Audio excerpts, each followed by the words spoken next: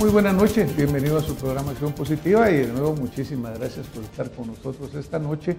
Pues verdaderamente el motivo de estar acá es que queremos llevarle a usted información que le ayude a tomar un buen criterio, a ser cada día un mejor ciudadano y a contribuir pues obviamente con esa visión de la Guatemala que tanto soñamos.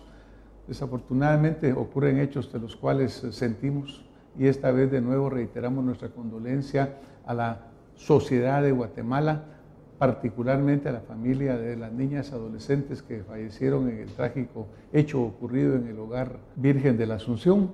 Realmente hay mucho que aprender de ello, lo importante es que verdaderamente hagamos esos cambios que se necesiten, que verdaderamente del dolor de lo acaecido surja algo positivo y podamos cambiar ese sistema que obviamente no solo es obsoleto, sino que es nefasto y totalmente abandona a estas personas, a estas niñas, de la protección que debía recibir del Estado y de la sociedad.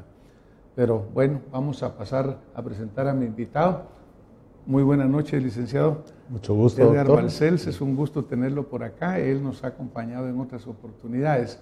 Tiene una trayectoria muy reconocida. Creo que llevaríamos una gran parte del programa hablando de ella, pero actualmente él está de director del área socioeconómica del IMDUSAC. Fue ministro de Finanzas Públicas, participa en juntas directivas, como por ejemplo la junta directiva del Instituto Guatemalteco de Seguridad Social, aparte de las consultorías que él da a nivel profesional en su área de conocimiento. Licenciado, bienvenido a su programa Acción Positiva, en el cual ya hemos tenido el gusto de tenerlo muchas oportunidades. Es un gusto, doctora. Parece que es la tercera vez que tenemos, felicitándolo por la continuidad de este programa. Son 10 años. Me contaba Imagínese, usted. sí, imagínese, licenciado, pues mire, la riqueza que hemos tenido son los invitados como usted, que nos vienen a aportar mucho y pues obviamente la audiencia que nos ha dado su preferencia de seguirnos viendo. Hoy vamos a tocar un tema, licenciado, del área que usted maneja muy bien y que a la población le preocupa mucho, en parte porque hay un gran desconocimiento. Es el tema del secreto bancario. Y cuando hablamos del secreto bancario, pues todo el mundo empieza a decir, bueno, ¿qué es esto secreto? ¿Qué es lo que está atrás de esto? ¿A mí cómo me va a afectar? ¿Por qué no nos cuenta un poquito qué es el secreto bancario? ¿Cómo funciona en Guatemala? Un poco de la historia de este tema. Bueno, pareciera ser un tema un tanto árido o un tema que se reserva solo tal vez el televidente que está el día domingo viéndolo, dice pues es un tema solo para banqueros o un tema solo para empresarios, pero es un tema de país, porque somos un país que nuestra misma Constitución dice de una economía de mercado. Y la economía de mercado se desenvuelve en un ambiente que quienes estudian todos estos elementos de las empresas y el mundo empresarial y el mundo del trabajo, donde la mayoría de guatemaltecos nos desempeñamos en empresas privadas, no debiera haber secretos, ¿no? Porque la economía de mercado se basa en un nivel de confianza. Entonces, sí hay ciertos grados de resguardo, por ejemplo, en la parte bancaria, que los funcionarios mismos de la banca no pueden divulgar las cuentas que nosotros tenemos en los bancos y hay penas sobre eso. Sin embargo, dada la cantidad de transacciones ilícitas, vimos las noticias de una narcoavioneta que estaba aterrizando en una finca de la costa sur, y entonces es algo muy desleal para el empresario honrado o el médico o quien tiene su bufete y que nos cuesta tener y pagar la luz del bufete, pagar la luz de la clínica, pagar los papeles, la compra de papel, todos los insumos que se necesitan para producir cualquier tipo de bien y servicio, que haya una competencia desleal por actividades que están produciendo bienes o servicios, pero que no están considerados lícitos o que son un atentado para la salud humana. Entonces, en ese sentido, déjeme decirle que si bien tiene que haber cierto resguardo y la misma estructura de las sociedades anónimas que tenemos, un régimen de sociedades anónimas, de empresas en las cuales hay una serie de transacciones que deben ser protegidas, pero nunca bajo extremas medidas de secretividad que puedan derivar en acciones ilícitas. Entonces, todo esto para la gente que nos está escuchando viene con fuerza, lamentablemente, desde lo que pasó con la línea 1 y la línea 2 y los temas de Rosana Valdetti y Otto Pérez Molina, pero en la misma reforma a las leyes de bancos, y eso podemos hablar después, o también podemos hablar de temas muy prácticos que a la gente le preocupa, pero en las mismas reformas a las leyes de bancos del año 2002, después de una gran cantidad de quiebras que se tuvo durante el último año del gobierno de Álvaro Arzú para adelante, se debió haber tenido la responsabilidad de las mismas autoridades monetarias del país de haber incluido el tema de la no vigencia de un secreto bancario, como lo dicen como dicen las legislaciones financieras de la mayoría de países civilizados del mundo. Por esa razón es que en el ranking de naciones, imagínese usted, nosotros estamos junto con Kazajstán, con Líbano, con Liberia, con Micronesia. Me pregunto yo si la gente se sabrá dónde quedan Micronesia, o con Nauru, y Trinidad Tobago y Vanuatu. En eso estamos vergonzosamente por no haber aprobado las leyes antisecreto bancario desde el año 2002. Entonces, tuvo que haber sucedido todo como ahora viene hablándose de la Secretaría de Bienestar Social y de la Ley de Protección a la Niñez, de nuevo, por nuestra negligencia. Eso simplemente es así.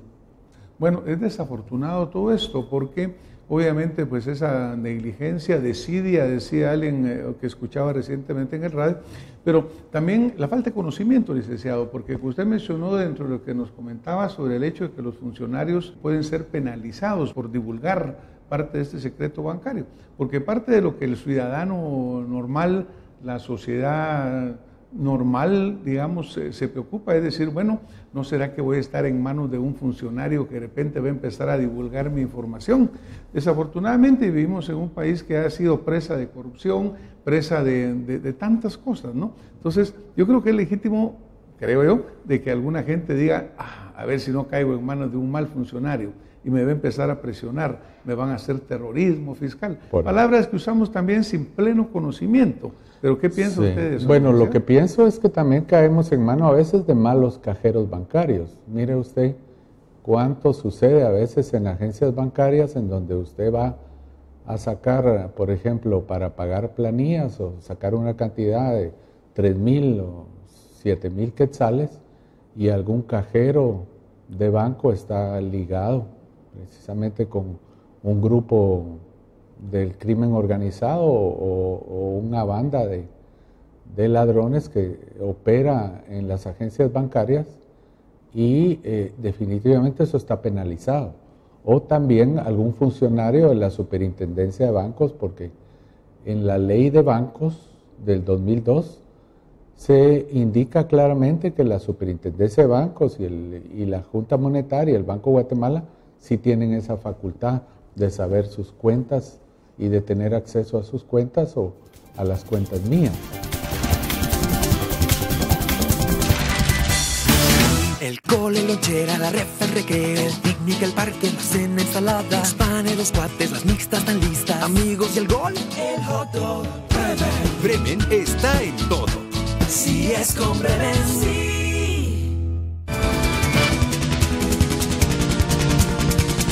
La Junta Monetaria y el Banco de Guatemala sí tienen esa facultad de saber sus cuentas y de tener acceso a sus cuentas o a las cuentas mías. Y en ese sentido hay una serie de medidas de castigo a quien revele esa información.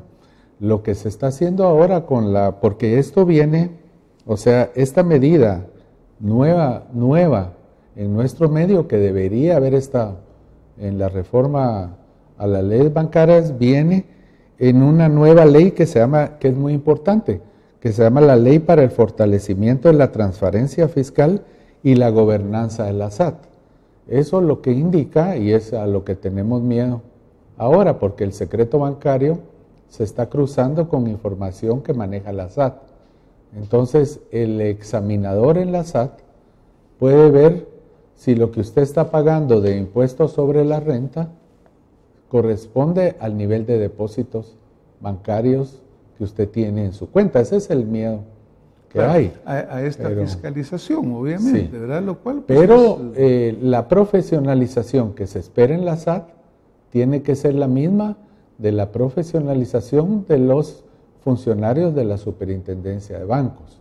Y ellos sufrirán una serie de castigos, que también tiene que ver con el Código Penal, si ellos revelan información tal como estaba la SAT anteriormente, que todos sabemos ya, los guatemaltecos, lo que sucedía antes de la entrada de este nuevo superintendente, Solórzano Fopa, que viene con una nueva escuela vinculada a la escuela nueva del Ministerio Público, y lo que se espera con todo lo que de las prerrogativas en materia de carrera administrativa. Fíjese que ahora, por ejemplo, los directores de la SAT, ahí estaba hablando con una buena amiga directora, Adriana Esteves, ella ya no puede operar, no puede tener el ejercicio profesional en la calle.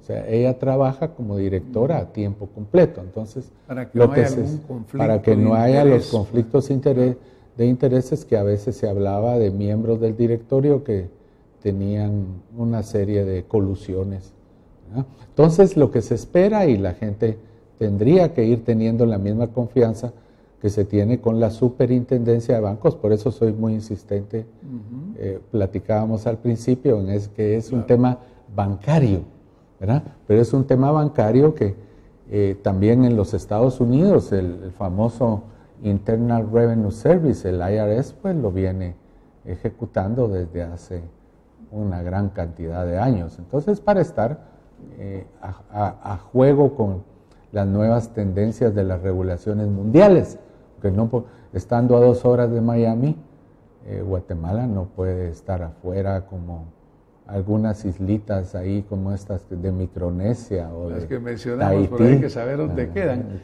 Licenciado, entonces, con esta ley, como está en este momento, estamos nosotros homogenizados con la legislación norteamericana, con la legislación, digamos, en la Comunidad Económica Europea, o todavía hay pasos que faltan dar para lograr esa homogenización. Fíjese, doctor, que a mí me gusta haber venido y que usted me haya llamado, porque tuvimos un curso, lo dimos en la sede de la Universidad Landívar en La Antigua, con una serie de personas interesadas, contadores públicos y profesores de la Landívar Antigua el sábado pasado.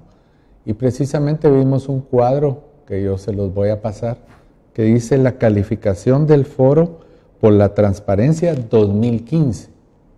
Y entonces hay países que están cumpliendo con la legislación, que son los ratings de jurisdicciones.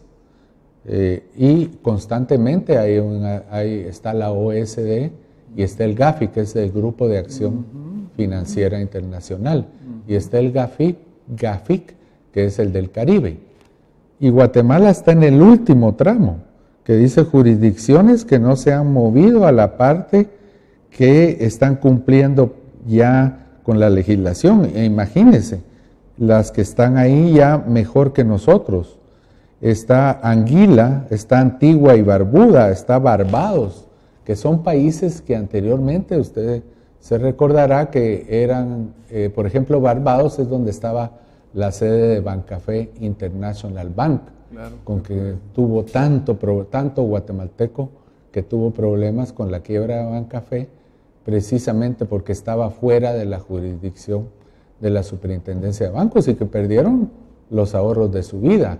era aquella moda que se tuvo desde los años 90 con la desregulación financiera hasta que quebró todo en 1998, y que dicho sea de paso, yo tengo la hipótesis de que eso significó la pérdida del régimen de Arzú, la continuidad de Álvaro Arzú, y quien se recuerda que estaba López Rodas y todo el conjunto de políticos, precisamente por los graves problemas de quiebras financieras que hubo por la famosa banca offshore.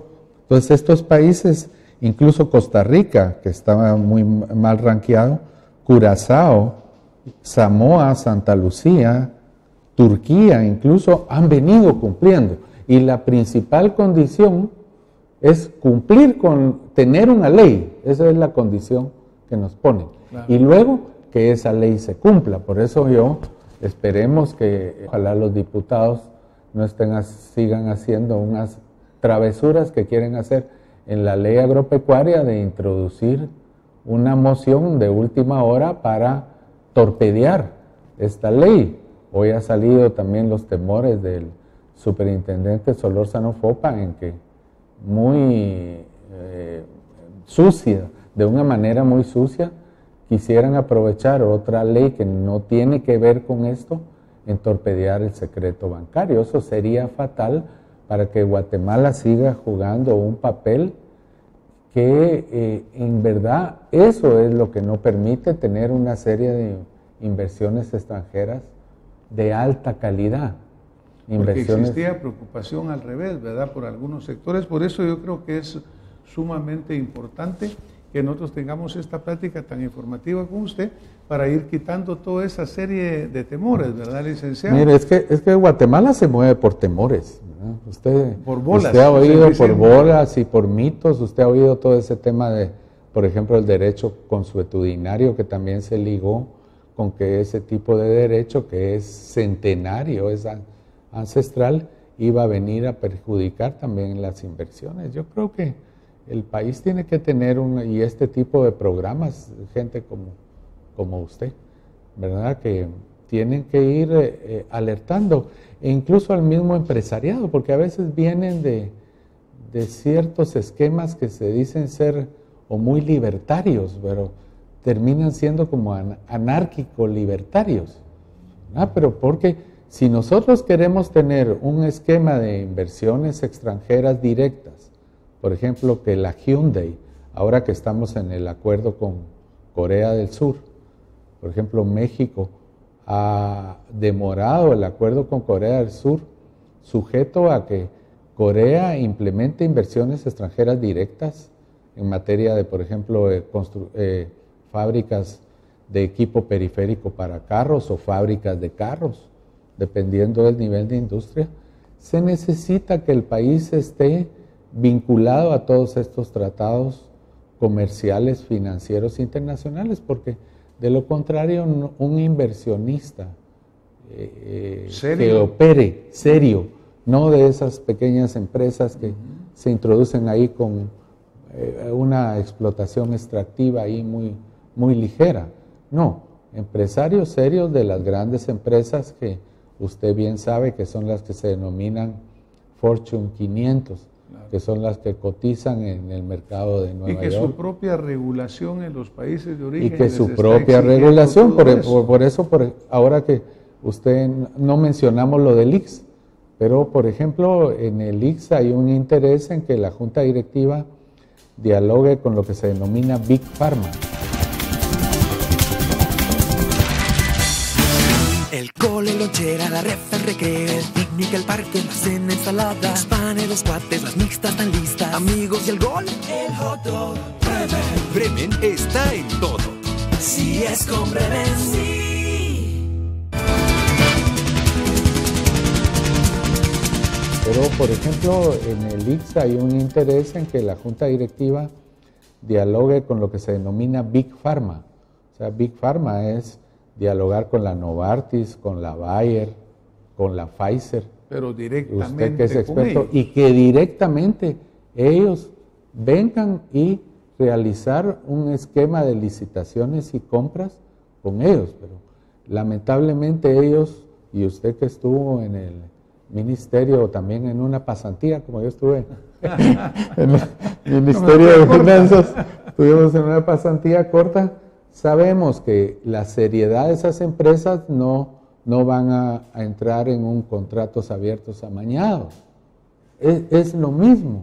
Y es un buen tema porque usted ha tenido la experiencia también médica de claro, todos esos elementos. Entonces, nosotros necesitamos un diálogo con la empresa seria, es lo que yo les decía aquí a su apoyo, a sus asistentes. Necesitamos entrar en las grandes ligas y no estar jugando con las ligas de los campos del Roosevelt o del campo Marte. Puras chamuscas. Puras chamuscas. Dentro de los temas que la gente verdaderamente le preocupa, porque tenemos que pensar en el día a día, ¿verdad, licenciado? Gracias por este recuerdo histórico que usted nos ha hecho y esta visión macro a nivel mundial de dónde deberemos de estar situados, pues para estar en el concierto de las naciones desarrolladas y no en las islas allá perdidas en el Micronesia, mitad del Pacífico, ¿verdad? Vanuatu y esas sí, entonces hay que saber ni dónde quedan. Como ciudadano, yo soy médico y practico mi profesión. ¿Estoy sujeto al secreto bancario? Sí. ¿Está sujeto el abogado, el arquitecto? Sí. ¿Cómo funciona esto? Usted está sujeto al secreto bancario y lo que le aconsejaría es llevar una cuenta de la clínica, ¿verdad? Entonces, usted recibe, usted factura y demuestra siempre, porque aquí hay un tema también moral. Si a mí me objetan algo, pero yo no estoy haciendo nada malo, entonces yo me puedo apersonar. Entonces, usted tiene que demostrar que los pagos, los ingresos que le vienen de su profesión, de su consulta. Entonces, maneja, el consejo que le doy es manejar una cuenta específica, que no mezcle cuentas personales con cuentas específicas. Claro, tal vez usted, lado, lo personal posiblemente usted tal vez tuvo un mal mes y sí de su cuenta personal puede inyectarle recursos a la cuenta específica que llegue, pero a la recepcionista, si tiene una fisioterapista, es bueno que le pague, es obligatorio que usted le pague de esa cuenta y que se lleve un reflejo de esa cuenta, pero usted no necesita llevar toda una contabilidad. Claro, porque en el texto dice que no esté obligado a llevar contabilidad completa. Y eso a llevar toda la contabilidad completa, pero sí puede tener, como yo lo tengo en la oficina, ahí en Consult Centroamericana, un contador titulado y una oficina de contadores que me va asesorando en todos los criterios que se tengan para ya las cuestiones más específicas y no tener lo que se denomina omisos, porque cuando usted incurre en los omisos tributarios puede tener problemas en otras áreas de su desempeño. Tiene que explicarlo de una forma profesional. Pero si usted está en su giro de negocios, ¿verdad? Que es lo que se requiere para no entrar, porque si hay una operación dudosa, lo que le va a complicar la vida es ya entrar en la jurisdicción de lo que se denomina la ley de lavado de dinero, o sea, de ingresos que fueron dudosos. Claro. Y hay oficiales de cumplimiento bancarios que van viendo esa cuenta. Pero si de la noche a la mañana usted utiliza esa cuenta como la usaba el Mago Chévez y Rosana Valdetti, que tenía un montón de empresas de cartón, y Rosana Valdetti le consultaba al Mago Chévez, ¿a dónde metemos esto? ¿Verdad? O sea, eso también le aconsejo a los empresarios. No tienen por qué estar teniendo empresas de cartón, empresas que sirven para algo que solo tenerlas ahí al vacío. O sea, la empresa que yo tengo debe reflejar, y eso es lo que se utiliza incluso para las cuentas nacionales para medir el PIB, los bienes y servicios que produzco, pero tener esas empresas como aquellos despachos, incluso había un despacho, se recuerda, de que era conserjes los que tenían de representantes legales. Entonces aquí lo que hay es un tema ético y moral. Si usted sabe que lo que está haciendo, y uno lo sabe, el ser humano tiene un cierto, así yo les decía a los alumnos el sábado, así como lo que significa tener un temor a Dios, que le dicen a uno los curas en la iglesia. Entonces aquí es tener un temor a la SAT y a la regulación estatal. Bueno, y hacer las cosas correctas. Y hacer las cosas correctas. Entonces, si usted lo tiene bien registrado, su asistente le está registrando bien las transacciones, ahí están los vouchers bancarios, entonces si hay algún cuestionamiento o alguna examinación, usted puede demostrar la proveniencia de esas cuentas. Eso es lo que es bien importante y es el consejo para los bufetes, despachos de abogados, los de los médicos. Ahora en la parte mercantil llevar su contabilidad, que eso, mire doctor, eso lo dice el Código de Comercio desde 1947. O sea, el que se desempeña en la actividad mercantil tiene que llevar una contabilidad y no como aquella que decían los contadores. ¿Cuál quiere que le enseñe? ¿La contabilidad real o la fiscal? Entonces, la buena, ahí, la buena o la mala. Entonces ahí el contador ya está, porque el contador tiene una fe pública. Claro. Entonces, sí, ahora la ley incluso exige al contador ese reporte, lo hace corresponsable, realmente, aunque ya lo era, pero como que lo reitera. Usted mencionó en un momento ahí pues el hecho de que el Congreso de repente nos sale con cada cosa, ¿verdad, licenciado? Entonces, recientemente anda circulando un video que lo vamos a presentar aquí con nuestra audiencia. Yo creo que muchos probablemente lo han visto para ver lo trivialmente que se enfoca de repente el trato de cómo se hacen las leyes en Guatemala. Mirémoslo, por favor. Artículo 59. Tipo de infracciones. Se considera acciones y opciones certificadas en la ley, reglamento de infracciones y graves artífices. Son infracciones graves, son infracciones graves permitir el reglamento de perros sueltos en la vía pública, el de protegidos, venta de animales con señales, situaciones de perro mercancía, la venta de animales con señales de edad, no garantizar las condiciones de señor médico. Artículo 51, infracciones muy graves, son muy graves. Muy graves cualquier tipo de animal que criar, reproducir. Pues yo lo presentaba, licenciado, porque obviamente yo creo que, como usted señala, no vaya a ser que de repente el domingo nos aparece que cambiaron algo de la ley agropecuaria, de la ley del secreto bancario. Sería nefasto. Pero en fin, esperemos que así no sea, porque lo que queremos todos los guatemaltecos honestos es que este país sea transparente, que podamos trabajar muy bien, que toda esa gran economía informal se vaya haciendo formal, que se vaya yendo a contribuir. Vamos a tener que irnos acercando al final del programa. Entonces, ¿cuál sería el mensaje particular que usted quisiera dejarle a mi audiencia esta noche, licenciado? Bueno, el mensaje es tener confianza, no dejarse llevar por tabús, por mitos, apoyar así como se está apoyando a la CICIG, así como se está apoyando a doña Telma en el Ministerio Público, apoyar a don Solórzano Fopa, que es un superintendente, el primero desde la era democrática o cuando se creó la superintendencia de administración tributaria, ya por 1996, que viene siendo nombrado de una manera independiente y con un gran criterio judicial.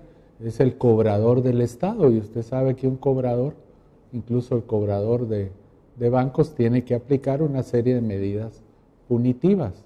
Y entonces, para que tengamos buenas carreteras, una mejor educación y un mejor sistema de salud, es vital que se fortalezca la gobernanza de la SAT y estemos celosos en que los directores y los responsables de eso profesionalicen la SAT como se tienen que tener profesionalizadas las entidades reguladoras en cualquier estado moderno. Muchísimas gracias, licenciado, a ustedes por habernos acompañado esta noche.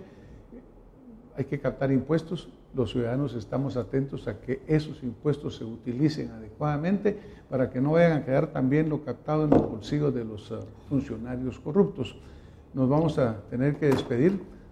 Gracias por haber estado con nosotros y nos vemos la próxima semana con más Acción Positiva. Muy buenas noches.